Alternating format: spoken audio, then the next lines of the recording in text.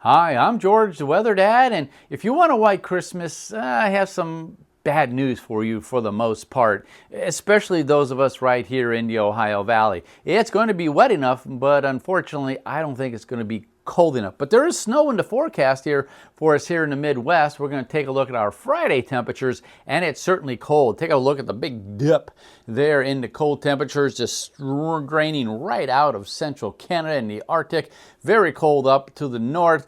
There's going to be a little bit of energy moving through, so temperatures will certainly be cold enough for snow here in the Ohio Valley. Remember, yellow reflects normal high temperatures, and that's going to be down well along the Gulf Coast.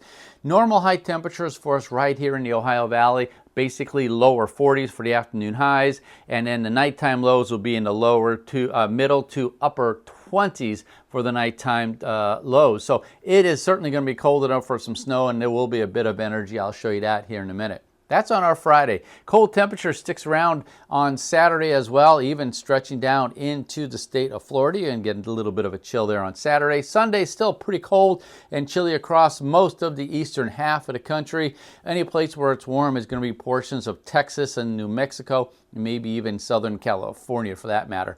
On Monday, notice now we're starting to see a little bit of modification in the air mass, so we're starting to see some warmer temperatures work their way to the north, and that's all, of course, relative. When I mean warmer, getting closer to normal temperatures, you can kind of see the yellows expanding there.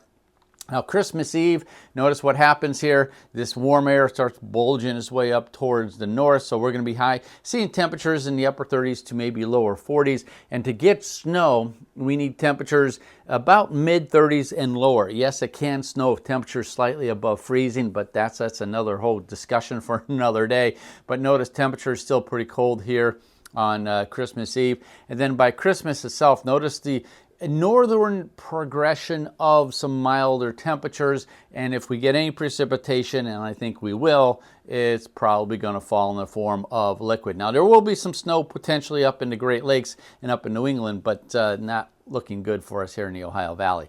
Here we go for precipitation wise.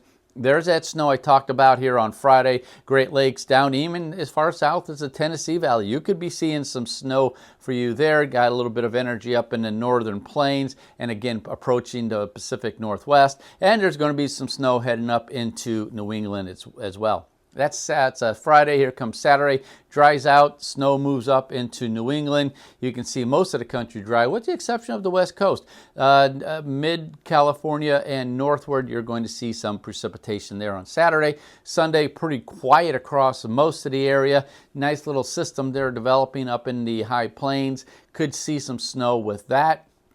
And then as we head on into Monday, we got a precipitation. So driving conditions overall, it's not going to be too bad. There's even going to be some warmer air up into the Great Lakes. So you can see some snow, but I don't think you're going to see a whole lot at this point. We'll keep an eye on that there for you.